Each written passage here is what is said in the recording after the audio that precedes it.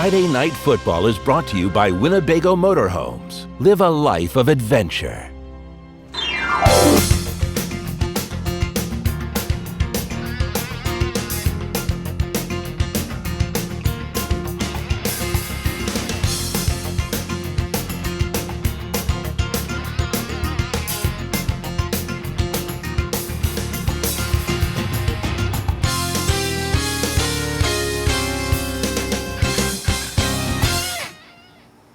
Well, after their huge win against Boylan last week, Hononegah could all but secure the NIC 10 conference with a win on their home field tonight. That's right, but Belvedere North is still a conference contender, and they could make the race really interesting with a win at Kelsey Field.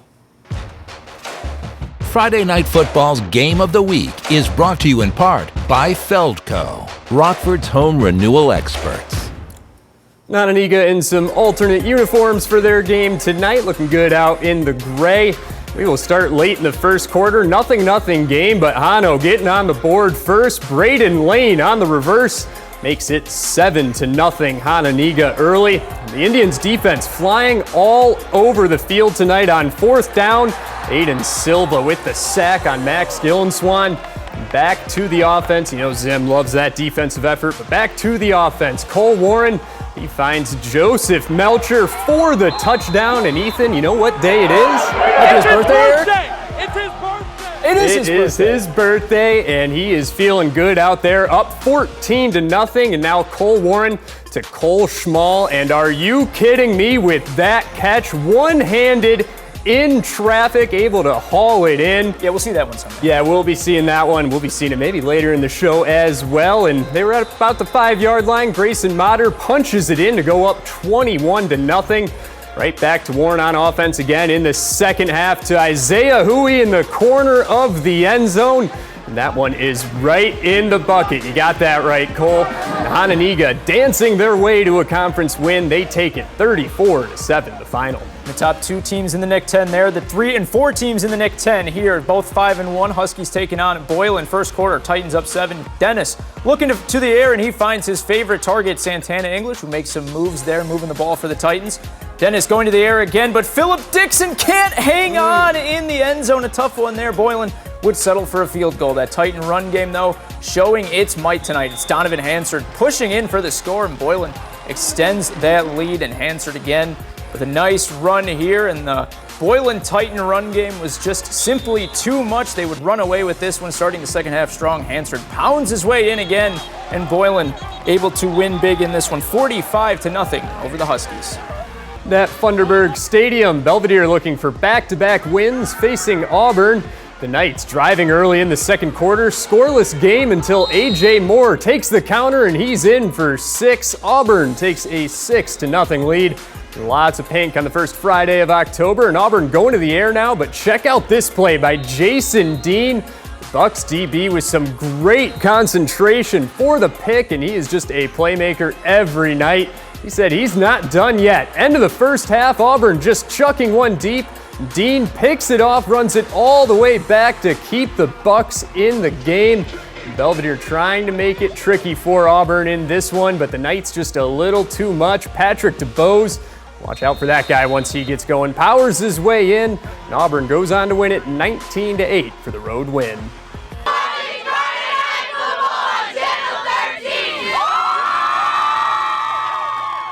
North Boone's been one of the surprise teams in the Big Northern this year, and they were looking to move to 5-2 tonight with a win over the Crusaders. And here is a connection that you've heard a few times this year, and a big reason for that breakout season. Jack Christensen, Chris Dutch in the corner right there. Great pitch and catch along the sideline for the score. You know, the Vikings fans, they are loving the start to this game, and they've been loving this whole season. Right back to North Boone, looking for some more offense.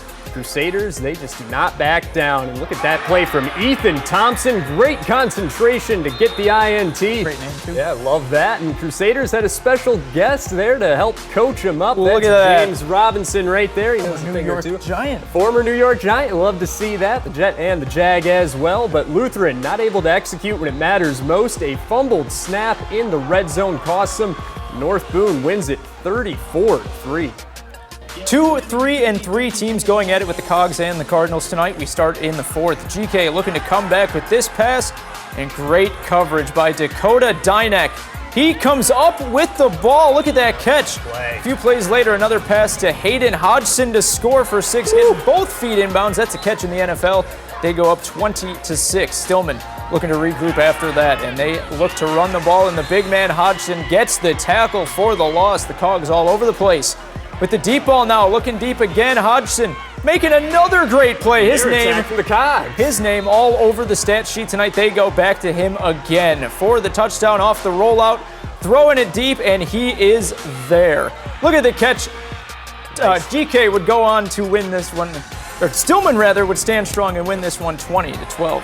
Nice win for Stillman there, especially with the Cogs air attack. And Winnebago hitting the road to Stein Stadium. Byron coming out strong on their first play. Braden Knoll running it all the way. Got some big blocks to help him out. He's in for the end zone. Winnebago dropping back now, looking for the pass, and it's caught.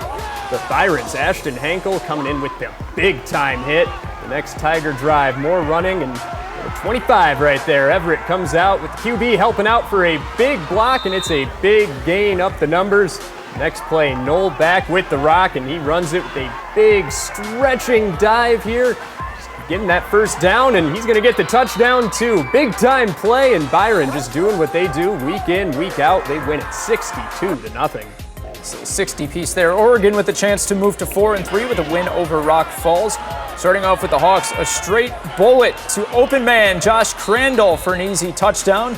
And the Hawks student section is fired up about that, all decked out in their pink. Rock Falls, Austin Castaneda rockets a pass deep, and it's going to be Logan Tomei for a big gain. However, wouldn't end up going anywhere. Next Hawks drive, a pass gets tipped by the Rockets, but Austin Egget has the great hands to pull it in and grab some extra yards, and the Hawks hand it off to Logan Weems, and that gets him closer to yet again another touchdown. And well, comes just after a little later with Weems.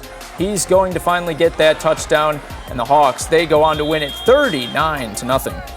Big win for those Hawks, and the Dixon Dukes looking to stay undefeated, facing Rockford Christian tonight. The Dukes fielding the opening kickoff, and Tyson Dabman finds the seam up the middle, and number 8 is gone. Returning the opening kickoff for Dixon, an early 7-0 lead for the Dukes just seconds into the game. Jared Shaner not worried about a drop in the temperature, rocking the shorts out there. Tyler Shaner, the quarterback keeper, he's in for the touchdown, and Dixon rolls 49-6, setting up a showdown of unbeatens with Byron for the DNC title next week. Dixon takes this one 55-6. Good one. We've had plenty of great football so far, but we are not done yet. We'll head over to some 8-man football with the Orangeville Broncos in town. That and our play of the week is coming up right after the break. You're watching Friday Night Football on Channel 13!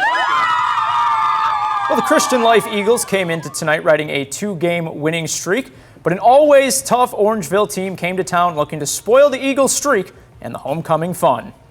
Some 8-man action as Orangeville heads to Norman Field on homecoming. Crazy play on the first drive. It's 4th down, and the Broncos look like they've drawn up the perfect play, but just as they get to the end zone, the ball comes out and leaks out into the end zone. That is ruled a touchback. The Eagle, knowing that was a close one. I think he likes that play. Worst play in football right there. I wouldn't either. Orangeville back on offense, but Gabriel Taylor lays down the slam on the quarterback, and he is fired up about that one. Orangeville, though, would find their offensive groove. Cody Worth finds a wide open Hayden Schofield, and the Broncos, they score and they win it 56-18. To some NUIC action with the Rivermen playing Fulton. We will start in the first quarter. Dupex's Connor Hughes, nice little 15-yard score in the pouring rain out there. That's some NUIC weather right there. And on the next Fulton possession now, Jordan Gasman throwing it deep, but picked off, throwing right to a Riverman. And on the ensuing drive, Hughes going to cap it off with a 16-yard run coming up here. And in that rain, it helps to have a running game like this. That makes it 14-0. Dupek goes on to win big against Fulton, 46-14. The battle of Swanson Stadium's two teams, the Vikes and the E-Rabs, going at it. And the East run game out there was simply too strong tonight. Lee Smith with the physical run there, just running through the G-Vikes. More running game from the E-Rabs. They would pour it on with Javius Catlin. You know his speed. Well, you know he's going to power his way into the end zone too. With a nice run there, and he would cap it off here with the touchdown, powering it into the end zone for 6. And Want East, that guy to get going. you know it, East, they get the win 16-6. And our photographers scoured the area looking for our best high school football play of the week, and we got to go right back to Hononegah with Cole Warren to Cole Schmall. That's been an electric connection all year. Maybe my favorite play from both of them, and they're in the driver's seat to win the NIC 10 conference. We'll check in with BNC next week, and we'll see you then.